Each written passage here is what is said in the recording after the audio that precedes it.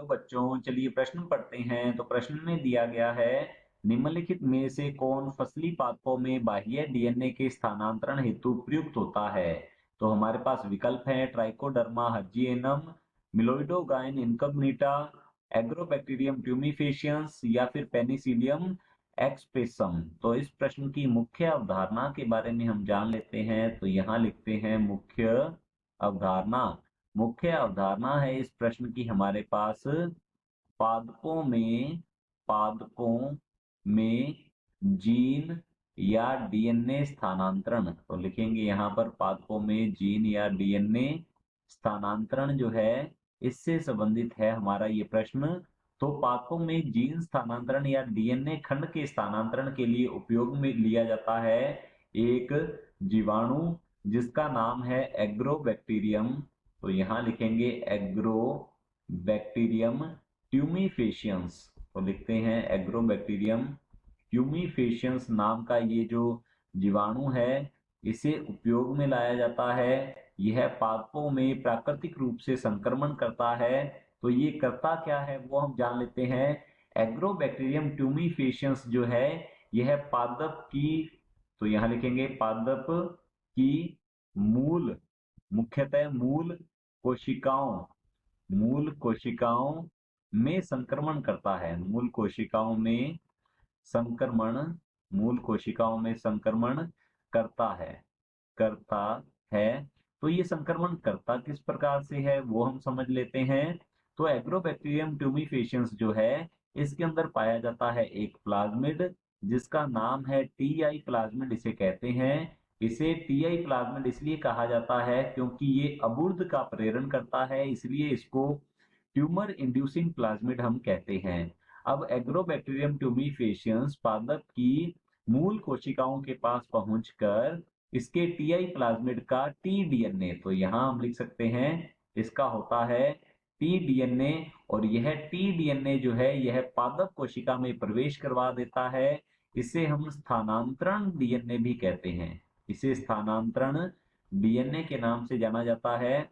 जब ये किसी पादप कोशिका में प्रवेश कर जाता है, तो यहाँ लिखते हैं पादप कोशिका।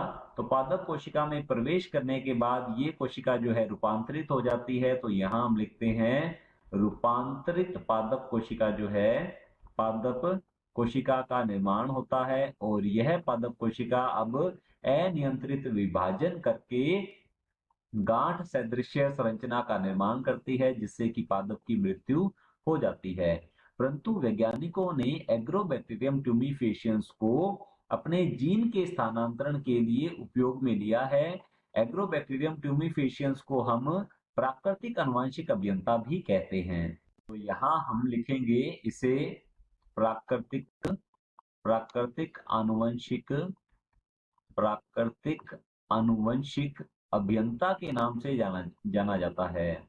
तो यहाँ लिखते हैं प्राकृतिक आनुवंशिक अभियंता इसे कहा जाता है क्योंकि यह प्राकृतिक रूप से जीन का स्थानांतरण पादप कोशिकाओं में कर सकता है। तो वैज्ञानिकों ने इसे किस तरह से उपयोग में लिया? एग्रोबैक्टीरियम ट्यूमिफेशियंस का टीआई प्लाज्मिड निकालकर इसके टी डीएनए के स्थान पर वांछित जीन जोड़ दिया जाता है। तो यहाँ हम कह सकते हैं इसके टी डीएनए के स्थान पर जब वांछित जीन जोड़ दिया जाता है और फिर आर डीएनए बनाकर पुनः एग्रोबैक्टीरियम में प्रवेश करवाया जाता है, और ये एग्रोबैक्टीरियम का जो आक्रमण है, संक्रमण है, यह पादप कोशिकाओं पर करवाया जाता है।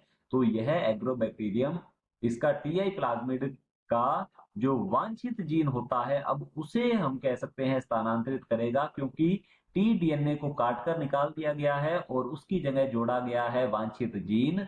तो एग्रोबैक्टीरियम ट्यूमिफेशियंस अब टीआई प्लाज्मिड के टी डीएनए की जगह पर लगे हुए वांछित जीन को पादप कोशिका में प्रवेश कराता है, उसके जीनोम के साथ जोड़ देता है, जिससे कि हमें रूपांतरित पादप कोशिका प्राप्त होती है और हमारा वांछित जीन जो है वह पादप कोशिका में स्थानांतरित हो जाता है। तो हम कह सकते हैं कि पादप कोशिकाओं में या पादपों में जीन या डीएनए के स्थानांतरण के लिए उपयोग में लाया जाता है एग्रोबैक्टीरियम ट्यूमिफेशियंस, जिसे कि प्राकृतिक आनुवंशिक अभियंता के नाम से भी जाना जाता है। तो चलिए देखते हैं प्रश्न को। प्रश्न में पूछा गया है निम्नलिखित में से कौन फसली पादपों में बाह्य डीएनए के स्थानांतरण हेतु प्रयुक्त होता है?